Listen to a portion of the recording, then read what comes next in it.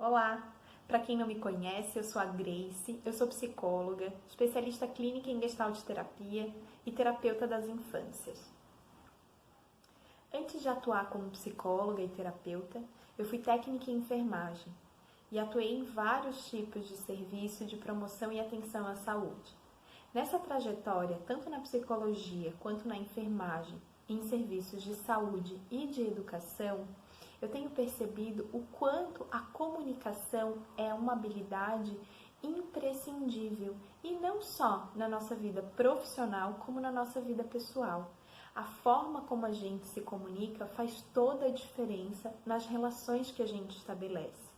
Então hoje eu tô aqui para falar para vocês um pouquinho de como é que a gente faz para tornar a nossa escuta uma escuta ativa e como é que a gente faz para tornar a nossa comunicação ainda mais consciente. E enquanto seres humanos, nós somos seres sociais. A gente se constrói nessa interação, na relação com o outro. E na relação com o outro, a gente está o tempo inteiro comunicando. Não só por uma linguagem verbal, por meio das palavras, daquilo que a gente escreve, dos signos, dos símbolos, mas também a partir da nossa postura corporal, da nossa expressão facial, dos nossos olhares, dos nossos silêncios, a maneira como a gente se veste, os lugares que a gente frequenta, a música que a gente ouve, tudo isso comunica, tudo isso diz da nossa forma de ser e de estar no mundo. Para que a gente caminhe nesse percurso de um desenvolvimento de uma linguagem mais consciente, mais ativa, participativa, empática e menos violenta, a gente vai primeiro passar por um lugar de uma quebra de paradigmas. E o primeiro paradigma que a gente vai precisar abrir mão é o paradigma da verdade absoluta. Esse lugar onde só existe uma verdade, onde só existe lugar, eu brinco que é uma selva para um leão, né? Só existe lugar para um de nós aqui. Então a gente não pode considerar uma outra realidade que não seja nossa, ou a gente não pode considerar a nossa realidade diante da realidade do outro. E aí a gente colocou a comunicação num fracasso. Por quê? Porque comunicação vem de comunicar e de tornar comum, de dividir, de partilhar.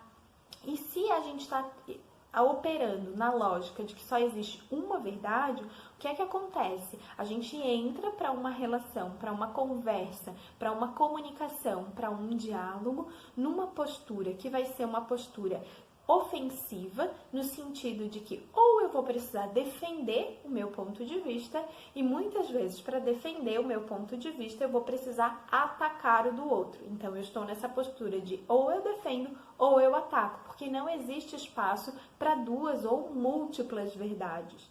Aqui a gente vai entender a verdade como a realidade da minha existência. Aquilo que eu vivo é a minha realidade, é a minha verdade.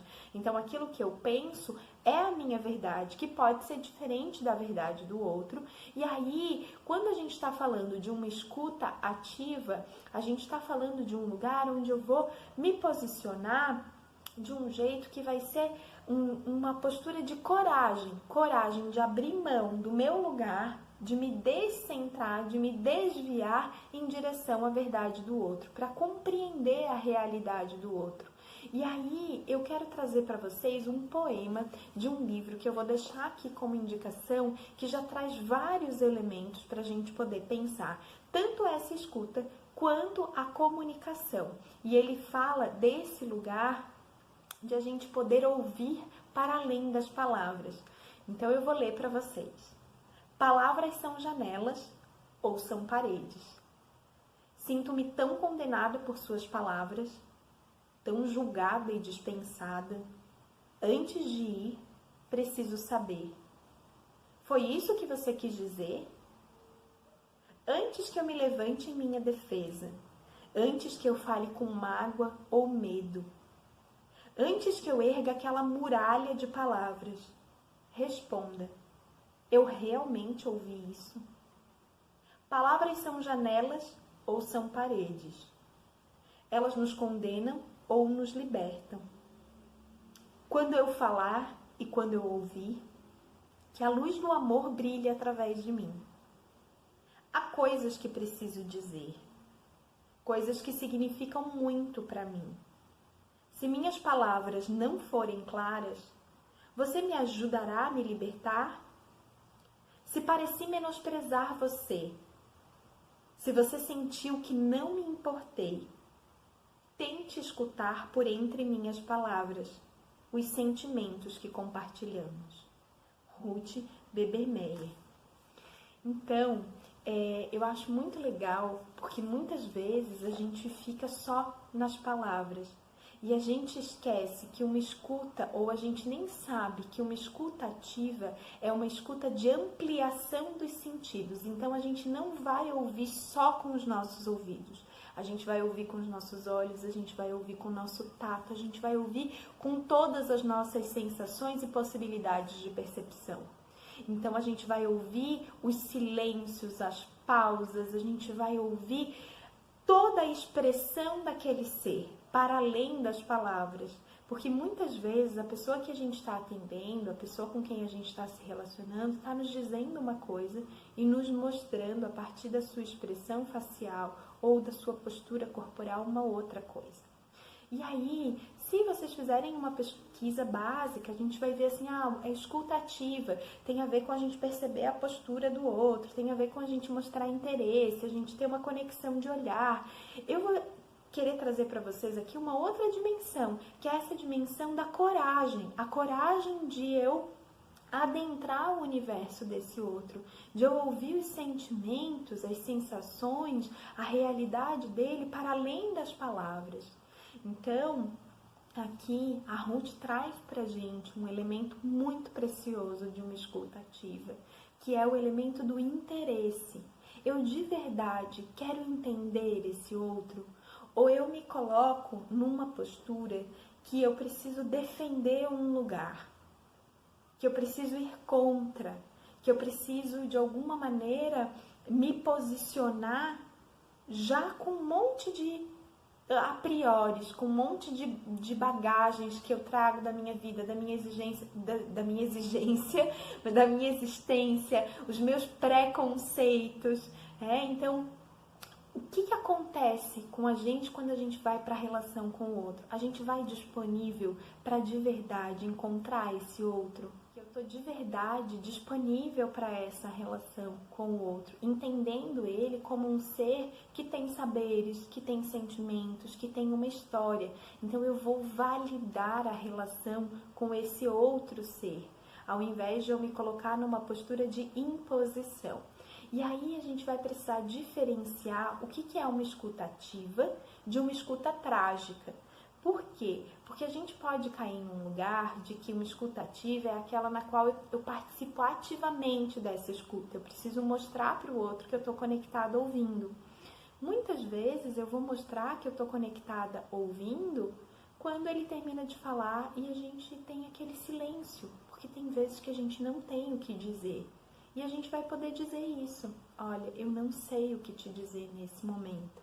E aí a gente já foi lá para a nossa comunicação consciente, né? Só que o primeiro elemento lá da comunicação consciente, que eu vou falar depois, mas já adiantando aqui, o primeiro elemento de uma comunicação consciente é uma escuta ativa de si. Então, a escuta ativa, ela pode ser tanto da gente quanto do outro. E para a gente desenvolver a escuta ativa do outro, a gente vai precisar desenvolver uma escuta ativa da gente mesmo. Então, a gente vai precisar reconhecer, ouvir quais são os nossos pensamentos, nossos sentimentos, nossas emoções, aquilo que acontece com a gente, reconhecer, nomear, para aí então a gente poder comunicar. Mas então, voltando aqui, quando a gente quer estabelecer uma escuta ativa com o outro, a gente precisa conseguir fazer essa escuta com a gente, porque se a gente valida os nossos sentimentos, a nossa sensação, a nossa emoção, é mais fácil da gente validar isso no outro. Se a gente negligencia a gente mesmo, se a gente não se respeita, é possível que a gente repita esse movimento nas relações. E quando a gente está falando de uma escuta integral, de uma comunicação integral, inteira, a gente está falando de uma relação de respeito mútuo, onde eu vou respeitar os meus sentimentos e necessidades e eu também vou respeitar e considerar os sentimentos e necessidades dessa outra pessoa. Então, eu estava tentando dizer para vocês que existe uma diferença entre eu ter uma escuta ativa e uma escuta trágica, que tem a ver com o quê? Uma escuta trágica, ela é uma fantasia de uma escuta ativa. Por quê? Porque se na escuta ativa eu tenho essa postura de interesse, de curiosidade, de troca com o outro, na escuta trágica eu tenho um roubo do protagonismo do outro. Então o outro vem me contar alguma coisa e ao invés de a gente olhar para ele, de eu ter um olhar e uma escuta empática, e aí a empatia aqui vem no sentido de eu poder conhecer a realidade desse outro. Não é eu me colocar no lugar do outro, é eu poder me aproximar da relação com o outro. Porque se eu me colocar no lugar do outro, eu estou tirando ele do lugar dele e eu estou me colocando nesse lugar. Primeiro, que não vai ter ninguém no meu lugar. E segundo, que eu vou chegar no lugar dele com toda a minha bagagem. A minha bagagem de vida, a minha bagagem histórica. E eu nunca vou compreender a realidade dele do mesmo modo que ele. Porque cada um de nós vive de um jeito muito único, muito singular. Então, a gente entender que a gente consegue se aproximar da realidade do outro, mas a gente nunca vai, de verdade, saber o que o outro sente, o que o outro pensa, a menos que ele conte pra gente. E ainda assim, a gente pode chegar bem pertinho, mas só ele sabe o que ele sente, o que ele vive. Já dizia Caetano Veloso, né? Cada um sabe a dor e a delícia de ser quem se é. Então, numa escuta trágica, a gente faz esse movimento de roubo, de captura desse outro e se coloca no centro. Como é que isso acontece? A pessoa vem falar com a gente e a gente faz um uso de 4 artifícios. A resposta, a gente compete, a gente julga ou a gente aconselha. Então, imediatamente, a gente se vê no lugar de ter que fazer alguma coisa com aquilo que está sendo dito. Então, vamos pensar no nível pessoal. Alguém vem e fala pra gente assim: nossa, foi tão difícil hoje aquele atendimento. E aí, ao invés da gente ouvir e imaginar e questionar e se colocar de uma maneira ativa e dizer: nossa, o que foi difícil pra você? Mas o que aconteceu? Você quer falar sobre isso? Porque às vezes a pessoa só queria contar que foi difícil. Muitas vezes numa escuta trágica, a gente já sai respondendo. Ou a gente sai julgando, a gente diz: foi difícil, mas é porque tu não te preparou, mas é porque tu não convidou a família para participar. Ou a gente aconselha: tu achou que foi difícil, mas então quem sabe tu faz desse jeito, né? Mas a pessoa não pediu um conselho, a pessoa não pediu uma resposta, a pessoa não pediu um julgamento nosso, ela não pediu a nossa opinião. E às vezes, não bastasse a gente aconselhar, julgar ou responder, a gente se coloca num lugar de competir. A pessoa fala assim: nossa, foi tão difícil aquele atendimento, e a gente fala: tu nem sabe, eu que fui atender a Dona Maria lá. E a Dona Maria é terrível, né? Ela é muito pior do que não sei quem. Então isso acontece no nosso cotidiano também. Às vezes a gente fala: tô com uma dor de cabeça, e a pessoa fala: eu tô com uma dor nas costas. Então a gente não se sente ouvido, a gente não se sente considerado. Tudo bem, você pode também ter uma dor nas costas, mas eu tô te contando da minha dor de cabeça. E aí, você vai olhar pra mim? Você vai me ouvir? Você tá aqui comigo? Então, quando a gente quer ter uma postura de uma escuta ativa, a gente pode perguntar mais. É uma postura mais investigativa, uma postura curiosa. Eu digo que é uma postura curiosa e corajosa. É corajosa porque a gente vai se lançar lá no universo do outro, né? E a gente não sabe o que vai vir. Então, muitas vezes, a gente não escuta porque a gente não quer saber. A gente não quer saber porque a gente acha que a gente tem que dar conta, a gente tem que dar uma resposta, ou a gente tem que se colocar no lugar de juiz ou de conselheiro e tem que dar conta do problema do outro. A gente não pode só ficar junto, tornar comum, comunicar, né? Então, a gente pode ouvir o outro sem necessariamente ter que dar conta daquilo ou de dar uma resposta imediata. Às vezes, o que a pessoa precisa é de presença, de alguém que escute. Então, às vezes a gente não tem essa coragem de se lançar no universo do outro porque a gente fica com medo do que vai vir, porque a gente acha que tem que dar conta. Então, a primeira coisa a gente não tem que dar conta do sofrimento do outro. A gente pode ouvir, e às vezes ouvir já é um espaço bem grande, bem importante. Então, às vezes você quer falar mais sobre isso, na psicologia a gente tem um jargão, né, que é fale-me mais sobre isso. Então, é um pouco essa postura de ouvir mais, de perguntar, tá, e você, tá, e como foi que aconteceu? E como você fez? E o que você sentiu? Como é pra você? E aí a gente vai tendo elementos, informações, essa pessoa vai traduzindo pra gente o nosso universo. E se a gente, enquanto profissional, pode ouvir esse universo, com certeza a nossa conduta frente a essa situação vai ser uma conduta mais assertiva, porque a gente vai trazer elementos que são da realidade dessa pessoa e ela vai se sentir conectada com a gente, ela vai se sentir ouvida, ela vai sentir segurança, vai sentir confiança e a gente vai saber como conversar com ela para poder ser ouvido também.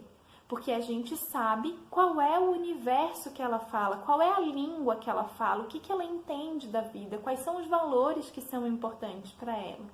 E a gente vai fazer isso de uma maneira, então, empática, compreendendo aquele universo de uma maneira que seja respeitosa. Se a gente se posiciona dessa maneira, que é uma maneira respeitosa com o outro, atenta, interessada, a gente tem uma grande possibilidade de que essa pessoa tenha uma aderência maior àquilo que a gente está trazendo para ela, uma aderência ao nosso tratamento, à nossa terapêutica, à nossa conduta, porque ela vai se sentir parte, então a gente gera engajamento, a gente gera conexão, a gente gera segurança, e a gente fala disso no nível pessoal e no nível profissional. Para a gente poder chegar nesse lugar, então, de se comunicar de uma maneira que vai ser mais assertiva, mais integrativa de uma relação, a gente vai precisar olhar para a nossa escuta ativa de nós mesmos. Que é o quê? A gente poder perceber os nossos sentimentos, as nossas emoções. Então, se a gente vai falar de uma comunicação consciente, o primeiro elemento de uma comunicação consciente é a autoobservação. Então, eu vou me observar, eu vou me ouvir e muitas vezes a gente faz um caminho de dessensibilização, de não sentir, de não pensar, de não olhar para as nossas emoções. E a gente esquece que as nossas emoções são uma bússola preciosíssima que vai contar para a gente dos caminhos que a gente está fazendo, percorrendo e mais, de onde é que ela está nos levando. Então a gente vai dizer assim, que se a gente está atento, se a gente faz essa escuta curiosa, ativa, interessada de nós mesmos, né? Então, desde os nossos sintomas físicos, eu tô com uma dor de cabeça. Por que será que eu tô com essa dor de cabeça? O que está acontecendo comigo? O que eu tenho feito? Como eu tenho feito? Como é que eu tô? Então, a gente vai olhar verdadeiramente pra gente, se ouvir, se perceber, sentir, perceber a nossa postura, perceber o nosso corpo, perceber os nossos pensamentos, aquilo que a gente diz pra gente mesmo. E aí, a partir disso, a gente vai conhecer os nossos sentimentos, que é o segundo elemento de uma comunicação consciente. Então, a gente vai falar de novo de 4 elementos. O primeiro é a observação. Eu vou me observar, autoobservação. Isso vale também para a observação do outro, lá na escuta ativa. Mas agora eu estou falando de mim mesma, eu estou falando de uma escuta ativa autoconsciente. Então, uma autoescuta. Aí, o que acontece? Eu me observei, eu conectei os meus sentimentos. O que eu sinto quando eu me percebo dessa maneira? Que nomes eu dou para essas sensações? Ansiedade, tristeza, raiva, alegria. E aí eu sempre brinco que a gente não pode ficar naquela caixinha de 6 cores, né, primárias, né? Então, tristeza, raiva, alegria, medo. A gente precisa para uma caixinha de 36, de 48, de 72 cores, enfim, de infinitas possibilidades de cores, que é o que? A gente entender que quando eu falo de alegria, eu posso estar falando de contentamento, de euforia, de felicidade. Quando eu falo de raiva, eu posso falar de fúria, de irritação, de chateação, de incômodo, de desconforto, que são sentimentos muito próximos e que às vezes a gente não consegue distinguir. Então eu vou deixar para vocês aqui como material de apoio, um material do Instituto de Comunicação Não Violenta Brasil, que eles trazem aí uma lista de sentimentos que nos contam, porque os sentimentos o que são? Os sentimentos são bússolas para esse nosso terceiro elemento de uma comunicação consciente.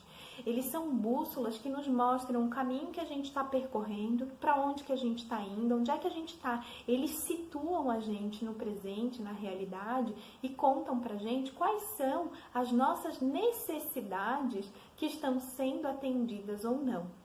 Então, o que vai acontecer? A gente tem ali um sentimento que ele está contando pra gente. Se ele traz uma sensação de conforto, uma sensação de prazer, que são ditos sentimentos bons, porque eu coloco aqui entre aspas, porque não existem sentimentos bons ou ruins. Existem sentimentos que trazem sensações confortáveis e sensações desconfortáveis. A gente vai julgar se eles são bons ou ruins a partir da nossa realidade, das nossas referências, do nosso suporte, das nossas crenças, de tudo aquilo que a gente traz na nossa história. Mas então vamos lá. Se a gente tem um sentimento que traz uma sensação agradável, possivelmente ele está contando pra gente de uma necessidade nossa que está sendo atendida. E a necessidade é o terceiro elemento de uma comunicação consciente. Então, lembrem que a gente falou da observação, que era o primeiro elemento. A gente trouxe agora o reconhecimento das emoções e dos sentimentos. Então, a gente está nesse momento de saber se esse sentimento, essa emoção é agradável ou desagradável, se me traz uma sensação de bem-estar ou de mal-estar, porque ele vai me contar. Os sentimentos que são agradáveis me contam de necessidades que possivelmente estão sendo atendidas. Os sentimentos desagradáveis me contam de faltas, de necessidades que não estão sendo atendidas. Então, eu vou olhar, a partir do sentimento, eu chego na necessidade, que é o terceiro elemento de uma comunicação consciente. Eu vou ver qual é a necessidade que eu tenho que está sendo atendida ou não atendida. E quando eu chego nesse elemento que é a necessidade, eu tenho já pronto o meu quarto elemento, que é o pedido. Ele vai ser um pedido claro, objetivo, porque eu tenho consciência do que eu estou sentindo, pensando e precisando. Então, eu vou me comunicar de uma maneira muito mais assertiva. Vamos imaginar, então, aqui, sei lá, vou pegar um exemplo aleatório e vocês transportam para a realidade de vocês. Vamos pegar um nutricionista, uma nutricionista que prescreveu uma dieta e que na consulta de retorno essa pessoa disse que não fez a dieta. Então, veja bem, que sentimentos essa pessoa vai ter? Então, ela vai se observar. O que ela sente quando essa pessoa conta para ela que não fez a dieta, não fez nada que foi pedido? Talvez ela se sinta indignada, talvez ela se sinta frustrada, talvez ela se sinta impotente, talvez ela se sinta incapaz, talvez ela se sinta desmotivada. Então, a partir desse sentimento, ela pode fazer um pedido. Ela pode tentar fazer um pedido que vai orientar ela para uma escuta ativa, que é, tá, qual foi a sua dificuldade?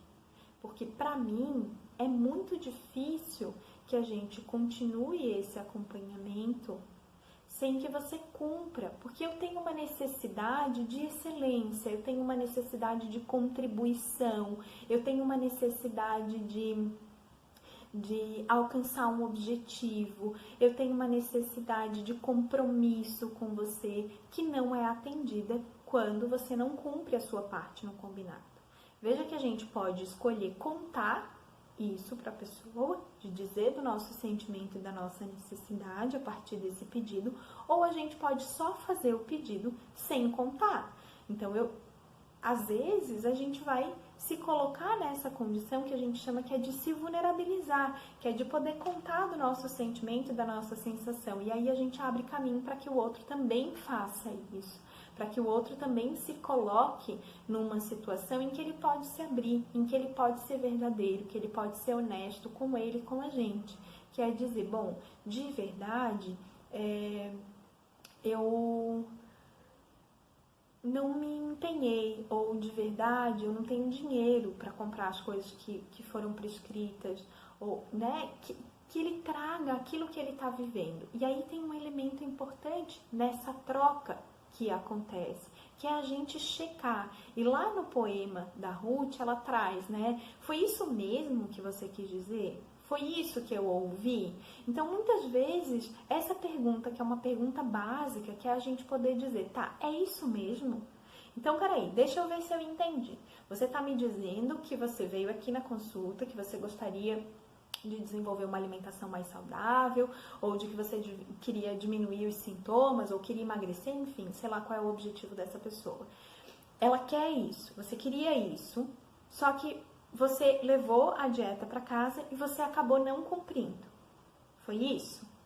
Quando eu falo isso para a pessoa, que eu estou checando, é isso que eu entendi? Foi isso que você disse? Eu estou mostrando que eu estou conectada com ela. Eu estou numa postura ativa, de uma escuta de alguém que quer compreender aquela realidade. E às vezes isso por si só já dá elementos para que essa pessoa faça o movimento de uma comunicação consciente, que é ela observar, sentir, perceber e poder devolver para a gente aquilo que está acontecendo com ela. Veja que no livro que eu vou deixar aqui de indicação para vocês, um deles, o Marshall Rosenberg, ele fala que a gente se torna perigoso quando a gente não tem consciência dos nossos sentimentos, dos nossos pensamentos e das nossas necessidades. E por que a gente se torna perigoso? Porque a gente projeta no outro a responsabilidade de dar conta das nossas necessidades, como se o outro tivesse que adivinhar ou que tivesse que dar conta da nossa expectativa. E aí a gente se frustra e possivelmente vocês já viveram relações e momentos em que vocês se frustraram com a maneira que a outra pessoa se posicionou, porque vocês tinham a expectativa de que ela fosse atender uma necessidade que estava dentro de vocês e que vocês nem comunicaram. Eu tenho um exemplo da vida pessoal que é muito comum, que às vezes a gente fala assim, eu tô com vontade de comer uma coisa boa. E aí a gente espera que alguém apareça com aquilo que a gente elegeu, que é uma coisa boa, que às vezes nem a gente sabe o que é. Então a gente não tem consciência da nossa necessidade. Essa coisa boa é doce, é salgado, o que é? Então eu posso, por exemplo, ligar para o meu marido e dizer, tô indo para casa, tô a fim de comer uma coisa boa. E ele combinar um churrasco, uma costela com os amigos, porque para ele uma costela com os amigos é uma coisa boa, maravilhosa. E aí eu vou olhar e vou dizer, mas não era isso que eu queria. Eu tô chegando em casa, eu tô cansada do meu dia, do meu trabalho, e ainda tu trouxe pessoas aqui para nossa casa. Nesse momento eu não estava disponível para isso. A minha necessidade era uma necessidade de descanso, uma necessidade de aconchego, de alimentação, enfim, qual era a minha necessidade? Mas eu não contei nada disso. Né? Eu disse de uma maneira muito ampla. Então não foi uma comunicação consciente, não foi uma comunicação que de verdade faz com que o outro entenda o meu pedido, aquilo que eu preciso e aquilo que torna a minha vida maravilhosa, aquilo que torna a minha vida prazerosa, aquilo que torna a minha vida algo do qual eu tenho satisfação de fazer parte.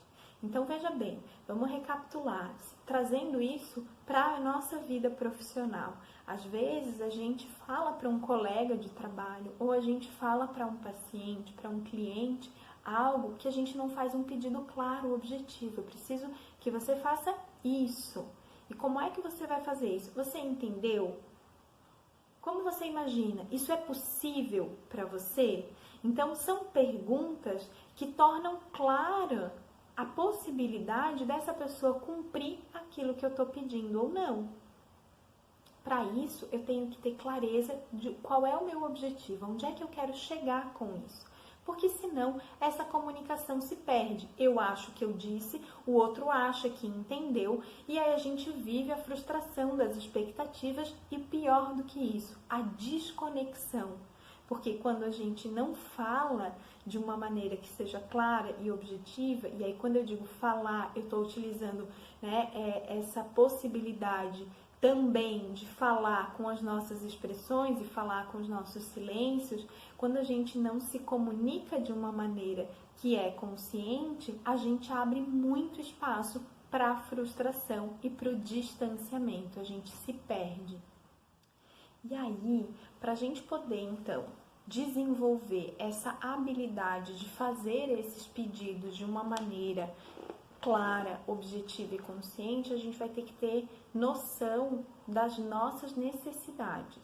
Quando a gente fala de necessidades, a gente vai olhar para tudo que é a nossa necessidade. Pode ser uma necessidade de descanso, de sono, de lazer, pode ser uma necessidade de excelência, como eu já falei antes, de contribuição, uma necessidade de aceitação, de importância. E aí eu vou deixar para vocês também do mesmo material do Instituto de Comunicação Não Violenta Brasil, uma lista de necessidades, porque muitas vezes a gente olha aquela lista e várias pessoas já me disseram: nossa, é verdade, eu tenho essa necessidade e não tinha me dado conta.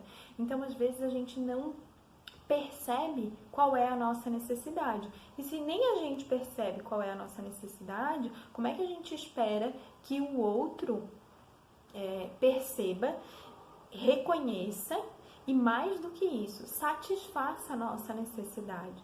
Então, a gente tem um movimento muito de uma violência muito sutil, que é essa expectativa que a gente projeta no outro. Então, isso contamina as nossas relações pessoais, as nossas relações em equipe de trabalho, as nossas relações com os nossos pacientes, com as famílias que a gente atende, os nossos clientes. Então, para a gente poder caminhando aí num processo de comunicação consciente, a gente vai falar de um lugar de autorresponsabilidade, de autoaceitação, de autoobservação. É um caminho meu comigo mesmo, primeiro. Então, ao invés de eu cobrar do outro, eu vou me responsabilizar. Então, para a gente recapitular, o movimento que a gente vai ter, o que a gente precisa para desenvolver uma escuta ativa e uma comunicação consciente. Para que a gente desenvolva uma escuta ativa, a gente vai precisar de uma postura de coragem, de curiosidade e de interesse. Eu quero saber desse outro, ou eu quero saber de mim mesma, numa escuta ativa de mim, para que eu possa desenvolver uma comunicação consciente daquilo que eu penso, daquilo que eu sinto, daquilo que eu vivo. Para eu ter uma comunicação consciente, eu vou fazer esse movimento de autoobservação, um movimento de reconhecer meus sentimentos, as minhas necessidades, e aí então fazer um pedido para o outro ou para mim mesmo que acolha a satisfação dessa necessidade e que contemple então ampliar ou diminuir essa sensação que eu estou vivendo, desagradável, ou que é agradável e que eu quero trabalhar para uma manutenção. Bom, eu quero fechar aqui com vocês com uma frase do Osho que diz: tão importante quanto conhecer a doença é conhecer o homem que tem a doença. Então, de a gente poder lembrar que a gente não vai olhar para aquele problema, a gente vai olhar para aquela pessoa inteira. E olhar para aquela pessoa inteira é olhar para essa relação que a gente estabelece com ela. Se abrir para um mundo de possibilidades que se apresenta a partir da escuta, a partir da relação. A gente poder lembrar que a gente vai precisar ter consciência da gente como um todo, das nossas sensações, da nossa motricidade, do nosso corpo e do nosso pensamento, das nossas crenças, assim como a gente vai precisar ampliar e ouvir com todos os sentidos. A gente não vai ouvir só com o ouvido, a gente vai perceber, a gente vai ampliar a nossa possibilidade de interação e de relação com a pessoa. E aí a gente vai ter muito mais possibilidades de troca e de conexão. E conectados, a gente vai muito mais longe. E antes de finalizar, eu quero entregar para vocês aqui uma dica extra, um exercício bem simples para a gente tornar essa nossa comunicação mais consciente e caminhar para uma escuta mais ativa. Que é o quê? A gente vai trocar esse movimento que usualmente, por conta de uma série de questões culturais, a gente faz de dizer a gente vai trocar por eu. Então veja que nesse momento eu estou falando a gente, porque eu estou me referindo ao movimento que nós vamos fazer. Mas muitas vezes no cotidiano nós utilizamos esse termo agente para dissolver o nosso posicionamento e não nos implicar, não nos comprometer, não nos responsabilizar sobre aquilo que nós estamos dizendo. Então, esse é um exercício muito simples, porque muitas vezes, além de utilizar o termo agente, é comum que a gente fale de nós mesmos na terceira pessoa. Então, alguém chega e fala: bom, é porque eu acho muito difícil quando tu não tens um hábito de alimentação saudável, então seguir uma dieta pode ser muito mais difícil. De quem essa pessoa está falando? Ela está falando de mim ou ela está falando dela? Então, muitas vezes, fazer essa troca de dizer: eu acho muito difícil quando eu não tenho ainda um hábito de alimentação saudável, fazer uma determinada dieta, eu me impliquei nessa relação e nisso que eu estou comunicando. Então, nesse movimento de autoobservação, percebam quantas vezes vocês estão falando de vocês na terceira pessoa, dizendo tu, os outros, todo mundo, porque essas generalizações também são formas de a gente não se comunicar de uma maneira consciente. O assunto é amplo, tem uma série de coisas que eu poderia trazer aqui para vocês.